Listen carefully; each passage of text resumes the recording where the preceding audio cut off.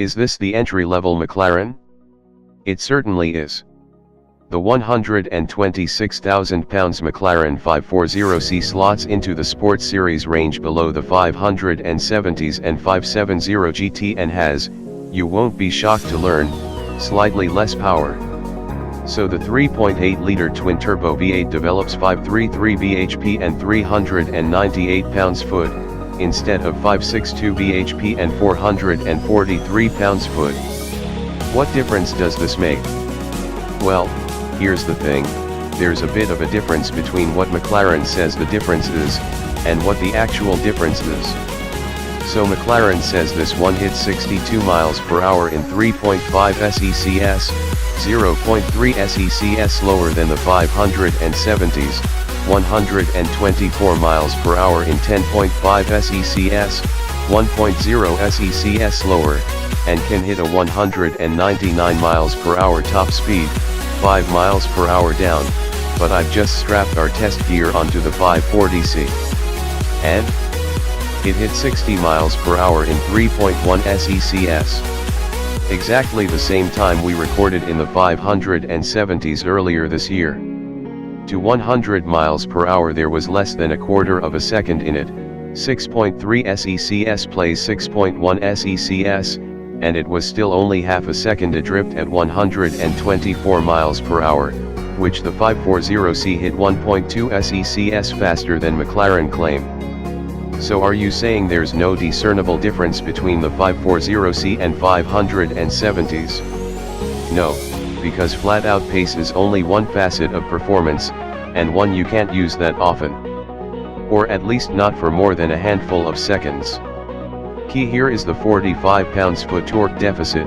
The 540C doesn't ramp through the mid-range quite as ferociously as the 570s, so I found myself making more use of the paddles. With the engine pulling just 1900 RPM at 70 miles per hour in 7th, you need to drop down a couple of gears to get the 540C to go properly. Low rev throttle response also seems tardier than I remember.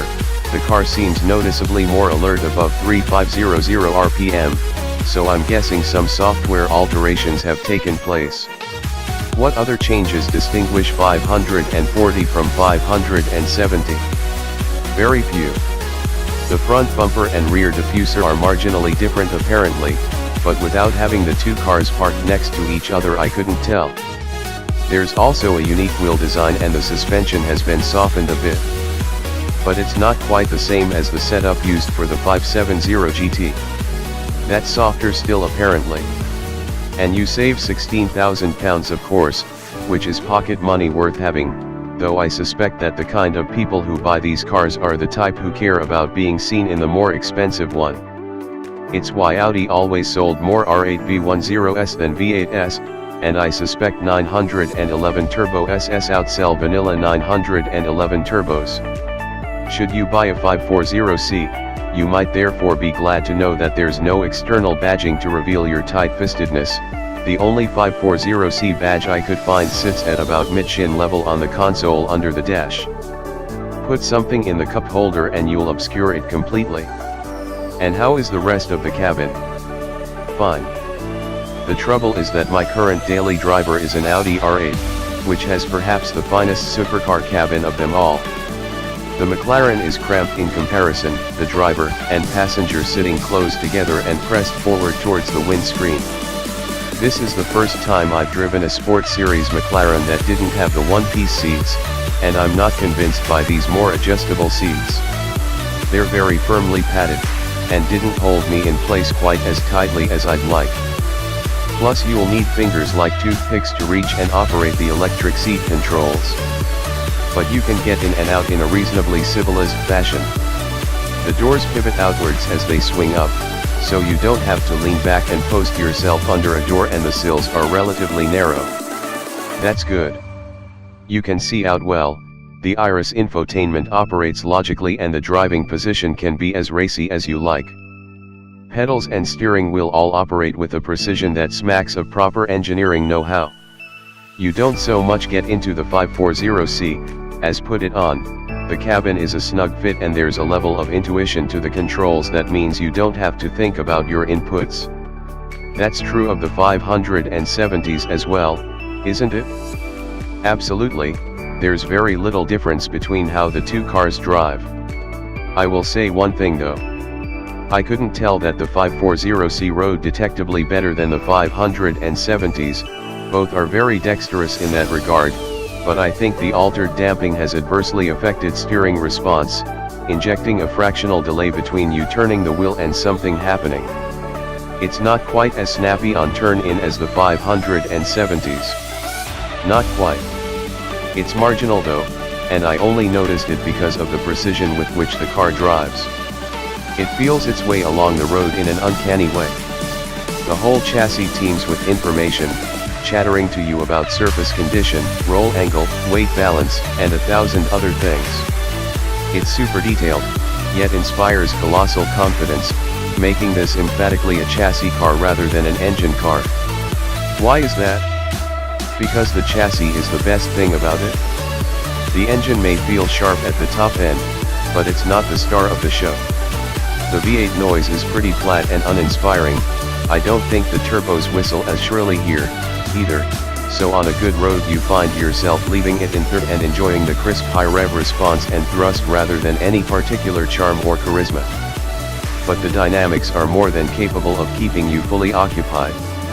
The steering may have that fractional lag, but once you're past that, the amount of detail, the weighting and texture is just delicious. All in, it's a terrifically absorbing car to drive. It's very cohesive, the power and handling are well matched, there's enough urge to stretch the chassis without intimidating the driver. It demands a bit of you and won't relax as happily as an R8 or 911 turbo. So as a daily it's a bit harder work, but the highs are higher when you go looking for them. But how is it to live with day to day compared to, say, an R8? There's more road noise, it's a slightly tenser experience. The speedo is about 5 miles per hour out. The turning circle isn't very good. It'll scrape speed bumps that the Audi will clear comfortably. The quality of the materials and design isn't as good. The infotainment is less comprehensive and intuitive. On the plus side, it'll do 28 mpg on an easy run and 22 in mixed driving, which is around 5 mpg better than the Audi, but the fuel tank is smaller, so you'll still be doing well to get 300 miles from a tank full. The rear parcel shelf is broad, though, and you can get a surprising amount in the front boot. Also, if you wear Polaris sunglasses they stop you seeing the center screen properly. So 540C or 570s. I'd need to drive them both back to back to be sure, but potentially the 570s. It's marginally sharper on the road and has that extra mid-range shove. And if you're going to have a McLaren Sports Series car and the slight compromises it brings compared to an Audi R8 or Porsche 911 turbo, you might as well have the feistier one. Or the GT with its extra load space. But that's another matter.